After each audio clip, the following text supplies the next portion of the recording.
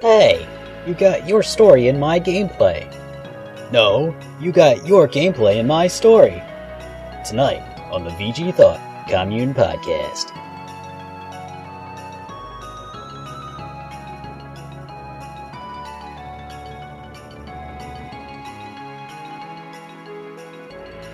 Hello and welcome to the 8th Commune Podcast.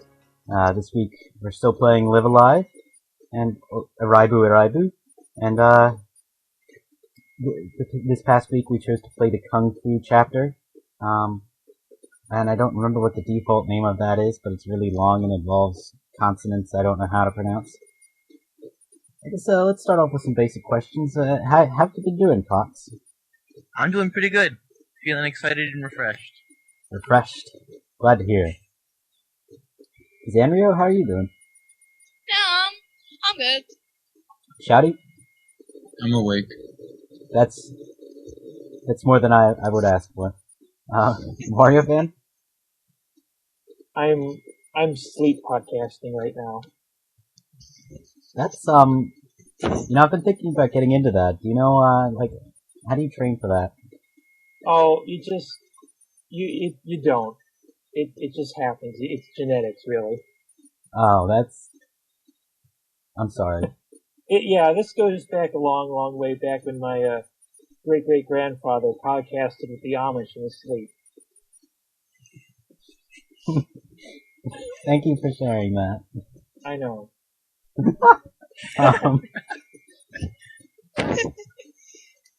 So, Zanrio, have you been playing any video games? Yes, I have. This week, I finally got the O&M games in the game. Oh, the Elite Beat Agent predecessors? Yes, I got them in the game, and I've been playing them a lot. So they any good? Yes, very fun, very good,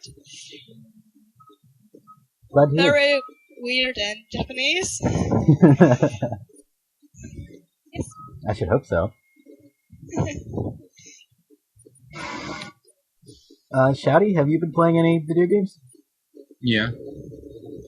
Maybe one or two. Do you know what they were called? I've been playing Henry Hatsworth in the Puzzling Adventure. Oh. Yeah. It's pretty good. It's very difficult, though. So, is it all puzzles? No, it's... If anything, the puzzles supplement the action. Okay. So it's more focused on action than anything else. So, I guess I've never looked into Henry Hatsworth. Like, what is it? Just an action game, or It literally is an action puzzle game. okay? Since you need to go into the puzzle world, where it's kind of like a panel to pawn or Tetris attack, and in there you can do things that will affect the action. That's a little. How did someone come up with that? What? I don't know. It was made by a small team at EA. Okay, I guess that's not the Shank team, is it? I feel like I heard that. I don't know, but they also went on to make Monster Tale. Okay, thank you. Warrior fan? I've been playing Grand Theft Auto Liberty City Stories. That's the PSP one, right? Yeah, and then they put it on PS2 later, and that's the one I'm playing. Okay. Is it any good? Well, yeah, sure. If you like, being a mobster, Being a lobster, maybe. Being a mobster, I don't know. Yeah, there's pros and cons to each of those, Who says you can't be both?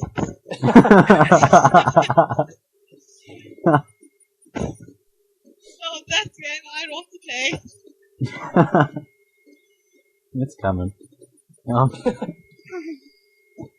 Fox, have you been doing any video games? I've been doing Sonic Racing Transforms. Ooh. Are you enjoying it? I'm really enjoying it. I've been putting too much time into it. You can play as a Dreamcast controller. What Really? is this, Star Parodier? It's a secret unlockable character. I think it's like the ultimate racer you can play as, and you have to unlock him. And he's got like 3 different forms: the race car from Daytona, USA, a Dreamcast controller, and I think the fighter plane from Afterburner. Ooh. So it's the fanboy character. Yeah, definitely. I thought the fanboy character was the football manager.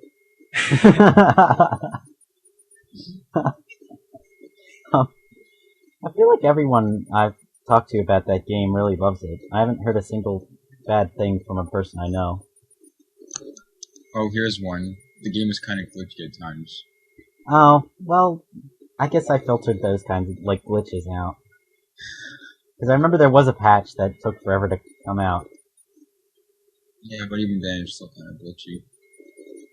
There's Oh, one wow. level that's unbeatable if you're. It's really hard to get to first place if you're playing as Ulala. Because for some reason the collision detection screws out with her. Ugh. I myself have been playing, Lego City Underground. And, undercover. It's under something. Under something. Under all that dust. Well, it might get pretty dusty once I'm done with it, because I don't think I understand what makes an open world game fun.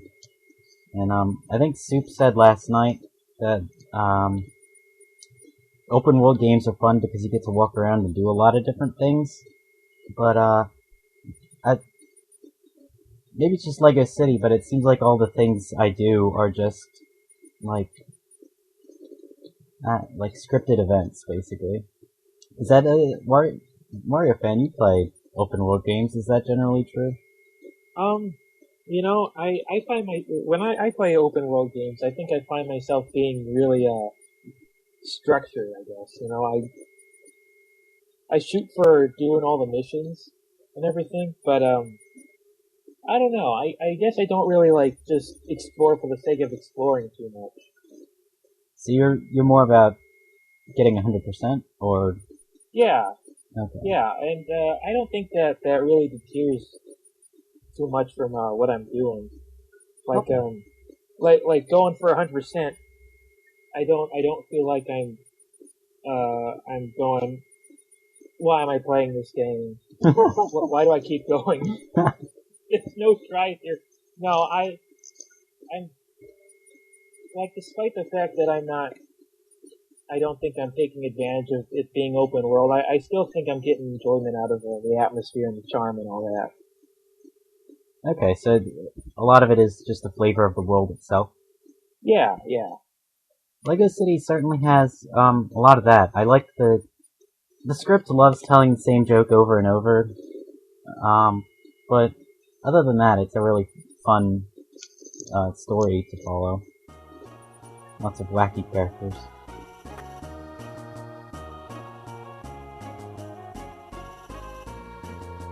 This week, we played the Kung Fu chapter of Live Alive. Many of its battles aren't against foes. Instead, you fight your students, who have much lower stats than yours. These are all fights that are really easy to win, but the thing is, the students earn different stats depending on how you fight them. So, a good portion of the fights aren't intended to be challenging at all. How do we understand such an RPG?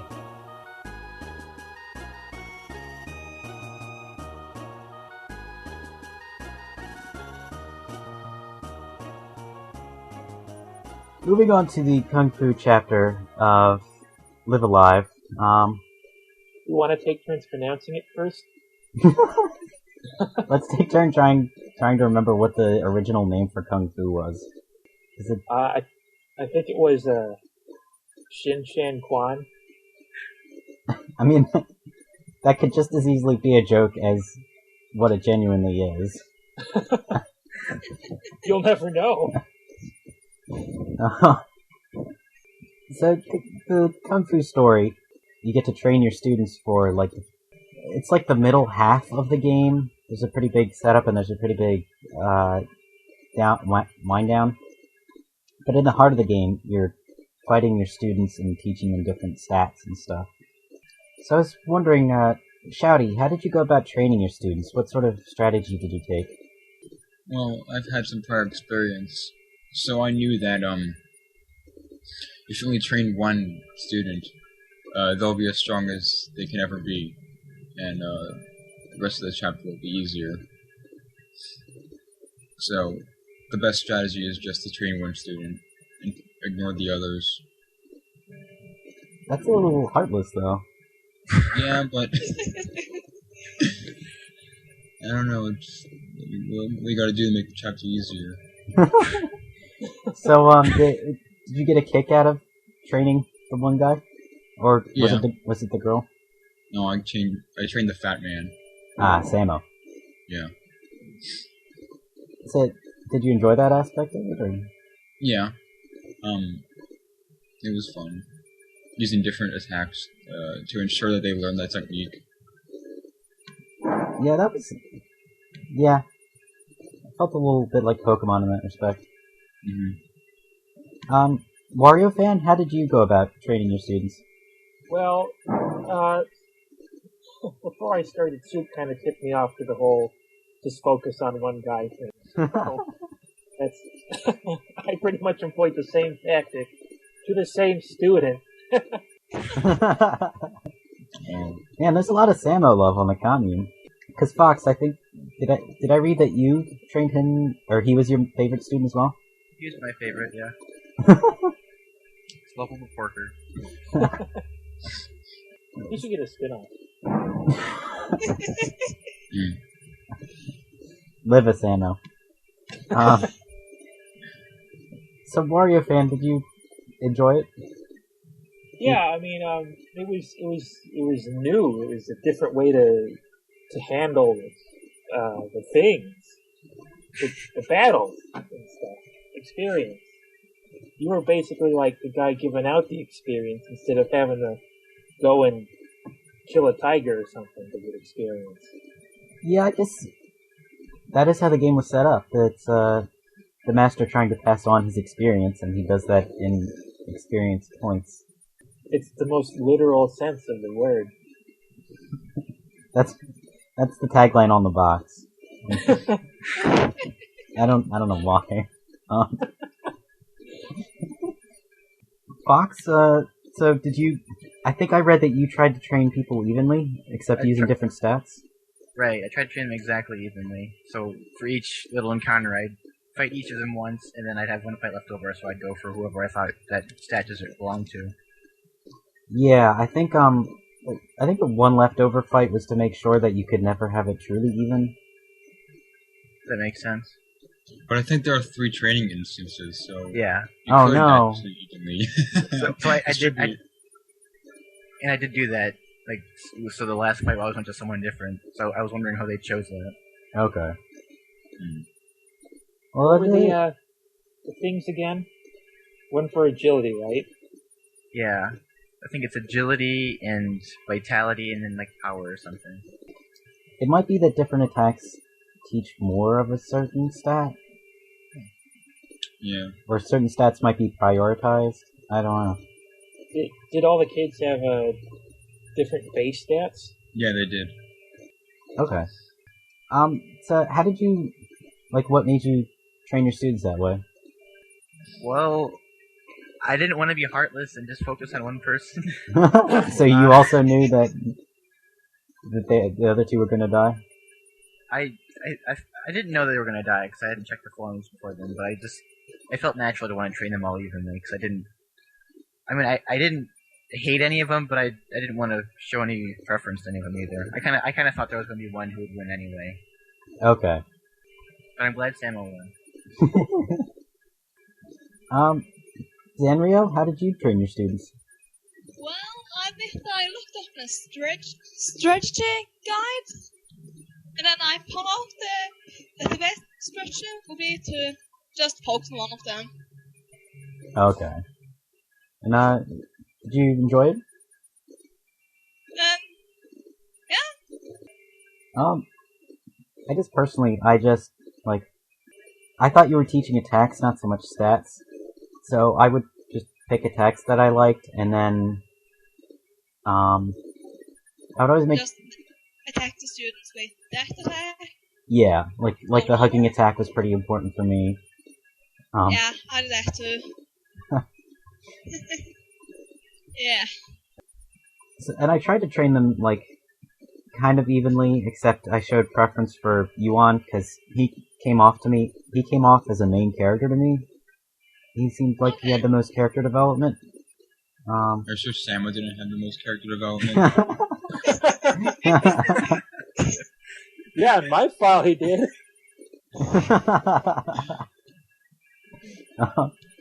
There's one part about that with Yuan, is right after they all died, and Yuan died, I went back to town and talked to his grandmother, and she was like, "Oh, I hope you take care of Yuan."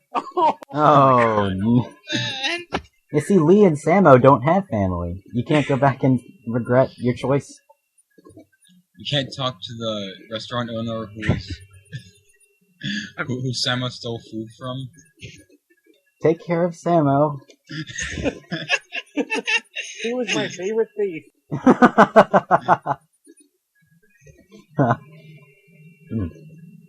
So I thought it was kind of disappointing that you didn't get to like build a party out of complementary moves and statistics. I thought that would have been an interesting approach. Yeah. Yes. So while playing this segment, it felt a little like it was strange not to have any challenge. But it did feel like a good way of telling a story of a student or masters training students. So I was wondering what your thoughts were on the matter. Like, is the gameplay in service to the story, or did they craft the story around the gameplay, or do you think the story and gameplay work equally as well along together? Wario fan? I thought it did a pretty good job of working the gameplay into the story. You know, because it says, you know, the old master wants to pass down his skills, and then you play as him passing down his skills. So, I thought it worked. So you think that the two were sewn together pretty well? Yeah, definitely. Okay. Fox, how did you feel about that? For this particular story, I felt like the battle went well with the story. Like, it wasn't just tacked on. But throughout playing Live Alive, I keep getting the feeling that the whole thing could be made in RPG Maker, and that the combat's really secondary. Yeah, I guess Caveman was a little more basic, so it emphasized the battle system more. But for Kung Fu, you really could have had any battle system, and it would have worked. Yeah. The point wasn't that you had a grid to stand on. So, I guess it sounds like, from your point of view, the story was more important than the gameplay? Definitely. Okay. Zanrio, what were your thoughts? Yeah, I felt this chapter that the story was more important than all the battles kind of made sense for the story. So, it's like they had a story and they put all of the battles in the context of that story. Yeah, well, except those random tigers and the rest of them. Yeah. What if the master accidentally passed on his moves to the tigers, huh? Oh man, that would... Then his tigers would inherit the Shangquin something. I don't know. Badass. The technique, yes, badass.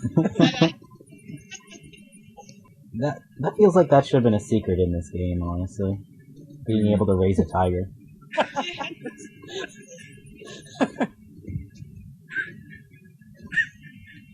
The master's technique was taught to all the tigers in the land. Even tigers rule the world. In the next chapter, you play as a tiger. A ninja tiger.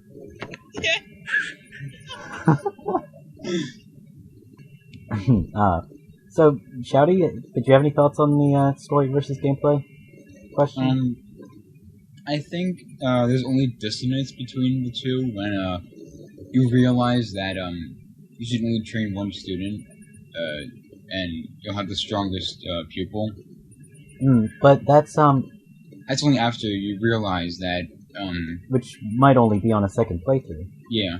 But the thing is, you can restart your playthroughs of any chapter at any time. Oh, really?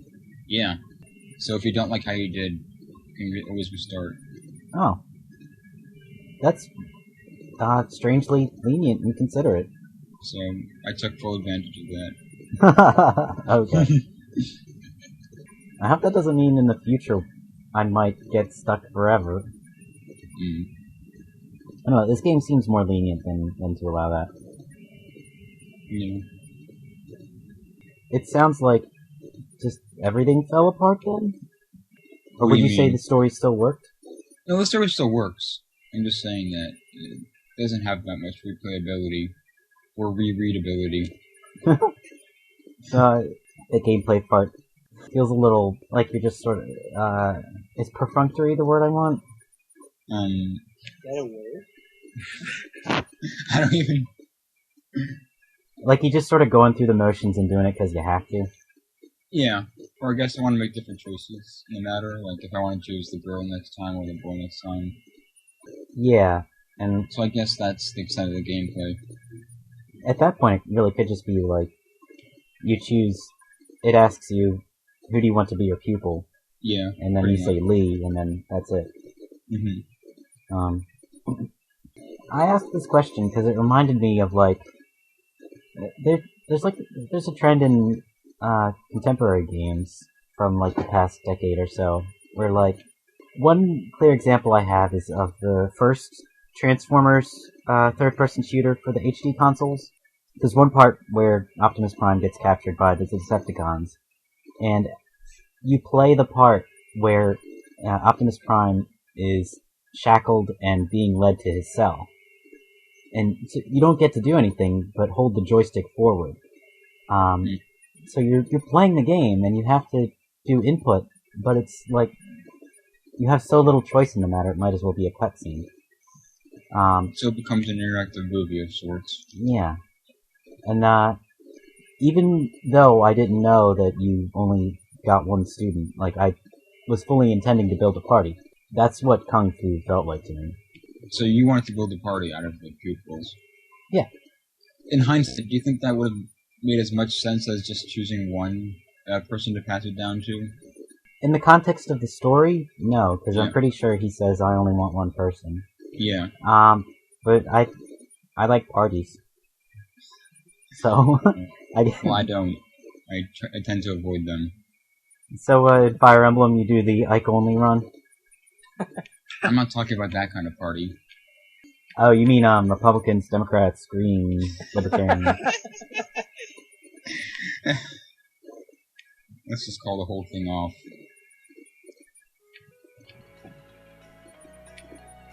Okay. Okay, thank you.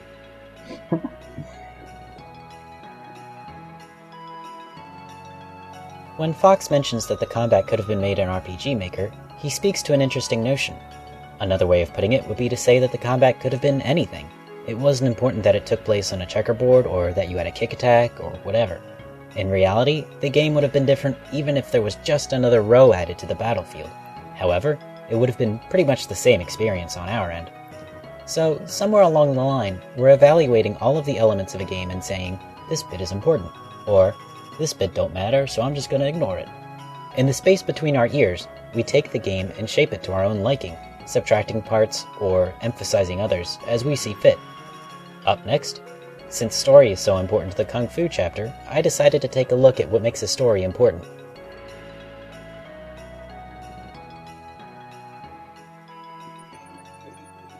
So, for this week, we were talking about story a little bit, so I picked a story quote to talk about.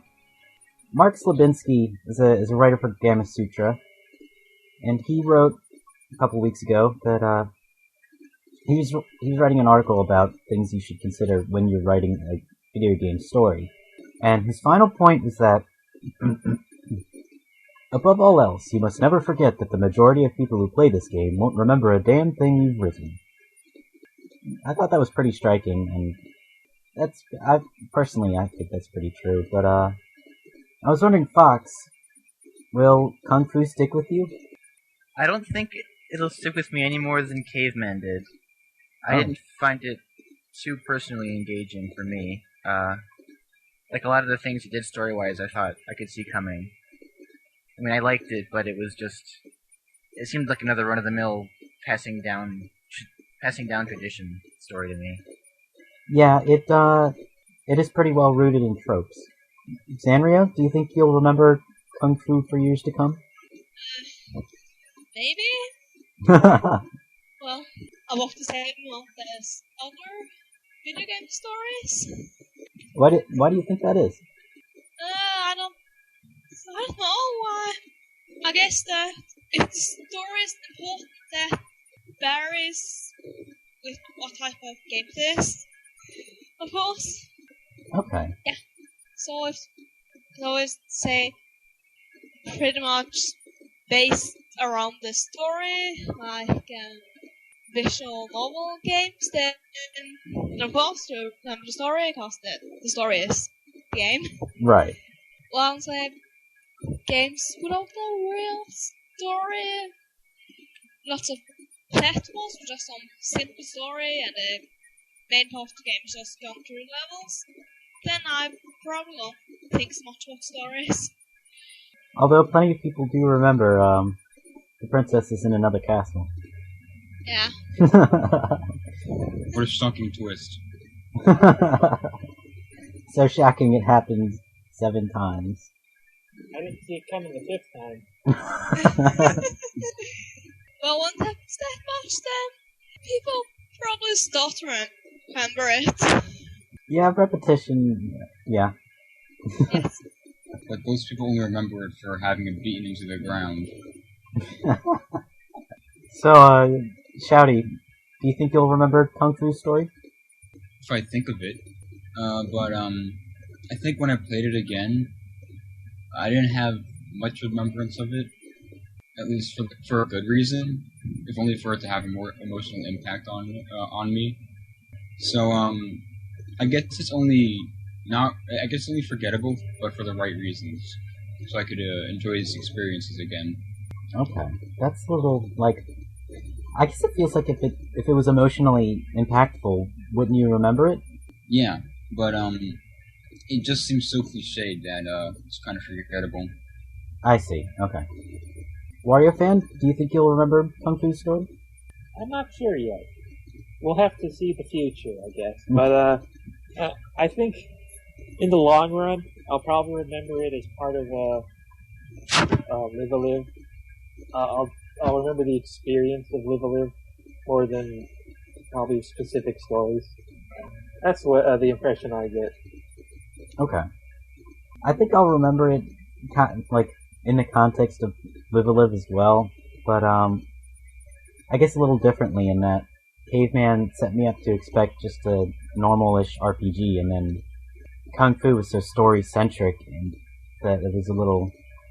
Looking back on it, I can observe that there were cliches, but I had never seen them in, based on the simplicity of Caveman, I wasn't expecting even the most basic of cliches, so I think in that sense it kind of surprised me, and I think it'll stick with me in that sense. So, I was wondering in general, like, I guess, actually, we already went over this, like, what kinds of dialogue we remember in games. Because, Andrea, you said visual novels tend to stick with you. Yeah, the stories, yes. I can definitely, I can remember a few lines from Snatcher. Shouty, what? Oh, Snatcher is a visual novel for Sega CD. Shouty, what kinds of dialogue do you remember from games? I think I tend to remember jokes in the dialogue more often than anything else. Oh, how come? Because it usually stands out.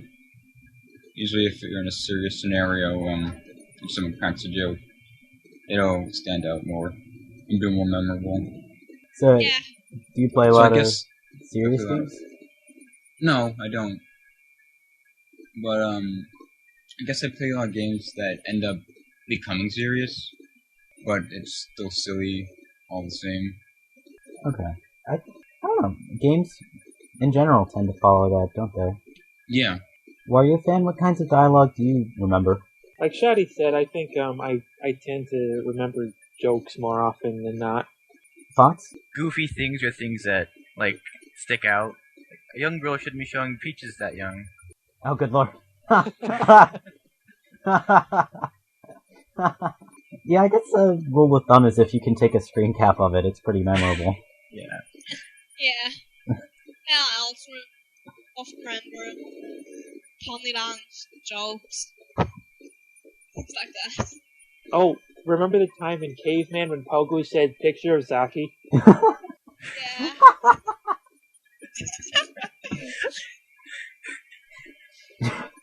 Actually, they're... Picture of Pogo falling down!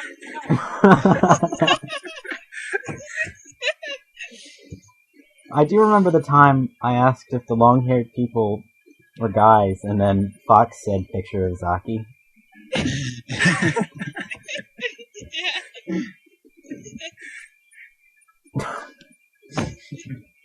I guess I tend to remember things that strike me as really like faux cool, I guess.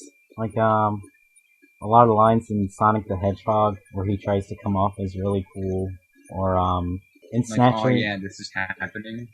What? Like, oh yeah, and this is happening. Not like during gameplay, but during cutscenes where like No, Like that was a Sonic cutscene. is 3 Ant Hill Zone? What?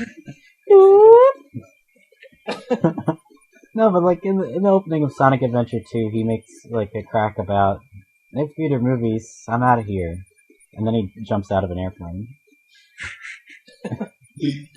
Like it seems really dumb and stupid, but I guess I have a sort of 12-year-old mentality about that sort of thing. I Alright. guess there's one part of Kung Fu where the master goes, it's all in the mind, when he's confronting those thugs. So I guess that would fall in the same category as folk lines. Yeah, I think so. I was also reminded of Jammer Lammy when Master Taganami Sensei says, Dojo Casino, it's all in the mind. He's teaching Lammy to use whatever she can get as a guitar. Isn't the original like a kick punch, it's all in the mind? Or that. Yeah. It's a series staple, I think. Yeah. That's what Taganami is known for. His name is so. You don't remember his English name? No. Do you? Chop Chop Master Onion. Oh.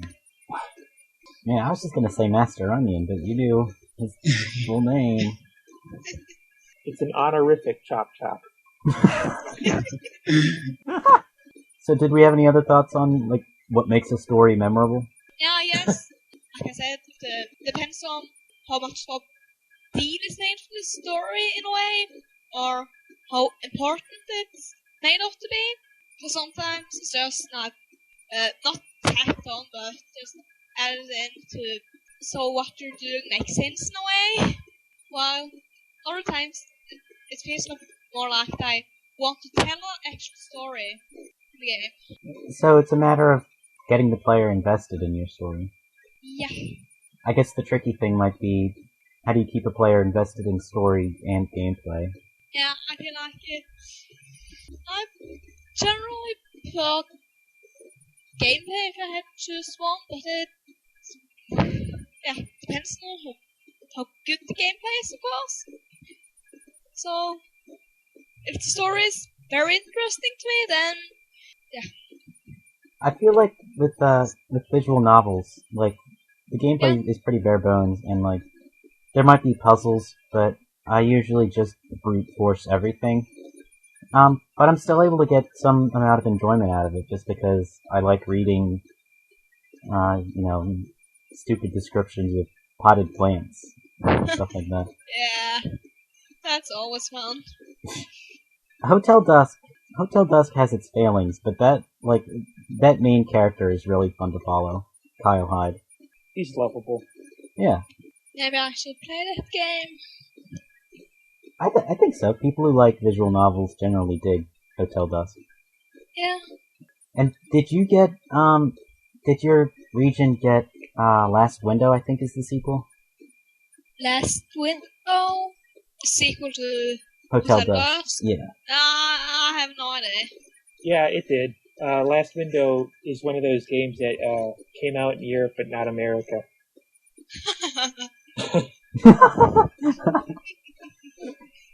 Really? Oh yeah, gloat it over. Oh, jeez. Well, it's just fair since sometimes games get out in America and not in Europe. So, Yeah. We got Last Window in Shenmue 2, and we got Shenmue 2 in Super Mario RPG. Well, They got a virtual console release. Oh, That's some concession. so is you know Last what Window we got coming out that on... Europe didn't get? What? You know what we got that Europe didn't get? That's kind of a bad thing that it skipped. What's that? 999. Oh, what? Europe didn't get 999? what? We didn't get that one? Yeah, as far as I know, it didn't come out in Europe, which is kind of bad because the sequel did, and it's a very story-heavy series. Yeah, I thought that's strange too, since the sequel come out, then we just assumed it had came out in Europe too. Since it's a PS game, I'll just support it. Yeah, problem solved. Region Yeah. 3. That's the bad thing with the 3DS. Regional ruins it if the game doesn't get off there. Yeah. Yeah, because I'm not paying for another 3DS. Just I pay one of the games. Just get a 3DS from each region. I hate to say this, but I'm crossing my fingers there's no Owen Don 3 just for this reason. Oh, no. There's no what? Owen Don 3. Oh, that's been so annoying. 3DS, why are you so cray-cray?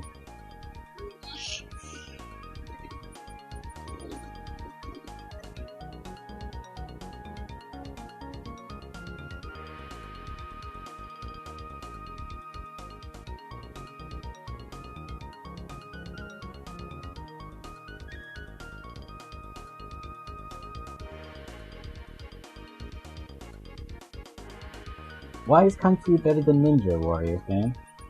Well, because there are too many ways you can screw up Ninja.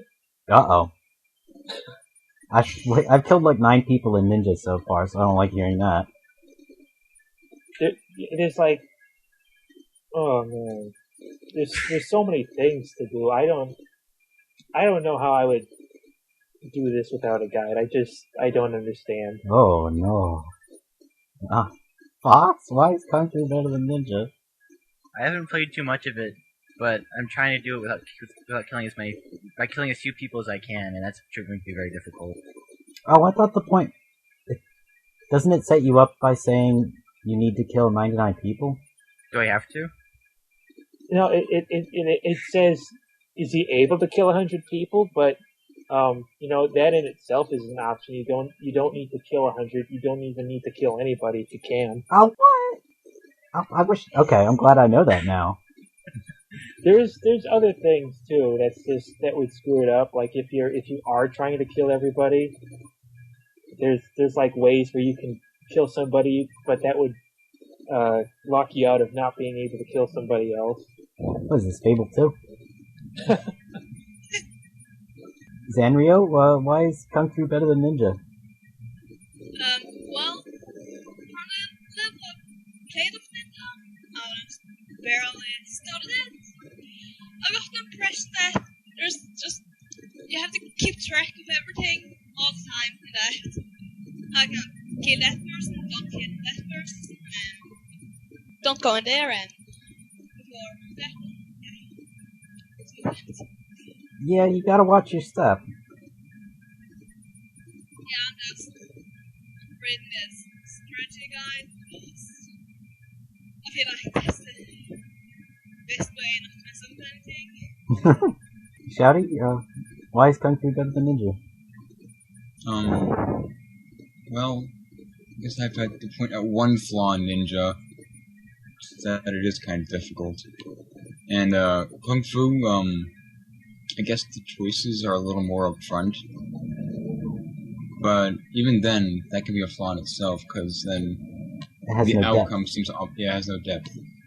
So I think Ninja is like a combination of Kung Fu and Caveman, in that there's lots of exploration, but there's also choices in the matter. I would play a video game called Kung Fu Caveman. I think it was called Bonk. Bonk is a ninja? Kung Fu Caveman. And he knows Kung Fu, I guess. Oh, right. I've been enjoying, like, maybe I'm blissfully ignorant here, but I've been enjoying Ninja so far because I like the stealth. Yeah, stealth is really cool. It's one of my favorite overall mechanic of any of the chapters.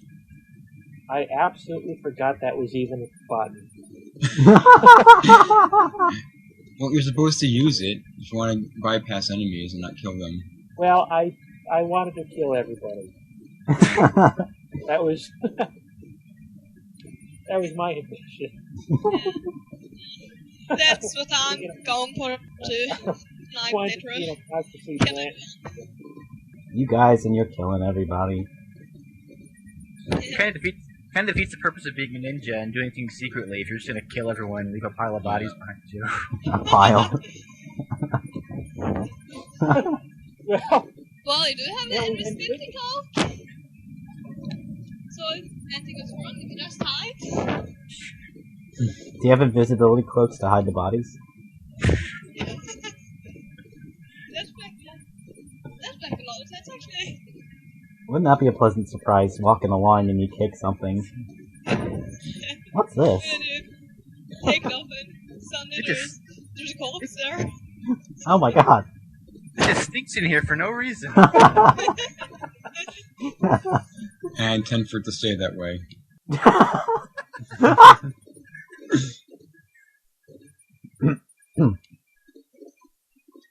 Okay, Fox, any last words? Are you gonna kill me? No, probably not. Okay. Not too many. Those are my last words. Oh. Okay. Oh. Alright, bye. Nice knowing you.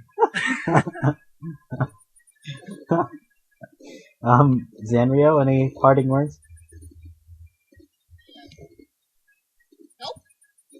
Okay. I guess that's my possible words. Okay. Shouty, anything you want to say before bouncing?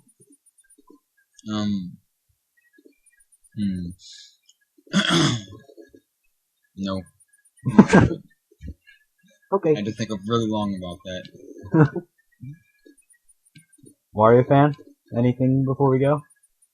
Yeah, my only regret in this life is that I used the default name for Kung Fu Chapter. Well, someone had to. Someone had to be that tabula rasa. The name doesn't fit. That is really weird. Why does the name like 15 characters and then you only get to use 6 characters to replace it? I think it's just a flaw in the translation batch. Oh, like you can, like in Japanese, you could say that name in 6 characters? Yeah, probably. But, we have so many letters and so many combinations of letters to make noises. You can't do that. The alphabet is very flawed in that respect. It was kind of hard to choose a name like that with only 6 letters. That's why I went for a theme of names between each chapter and named everyone or anything after fruit. Is that an effort to advertise fertility? Maybe. I'm advertising it to myself while it's in the game. Yeah.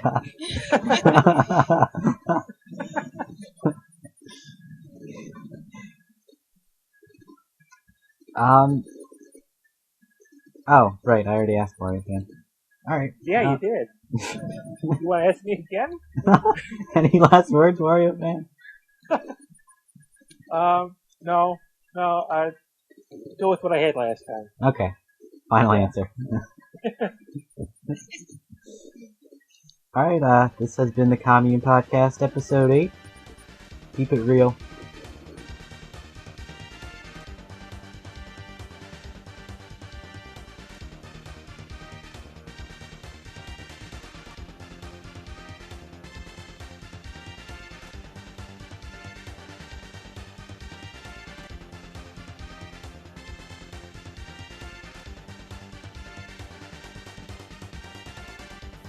All music on this podcast was from Live Alive. I'll leave you on this final thought. Sanrio brought up the issue of primacy in story versus gameplay. We tend to think of which one comes first, whether that means which part was created first, or which part we feel is most important. Are these two fated to be separate because one is passive while the other is active?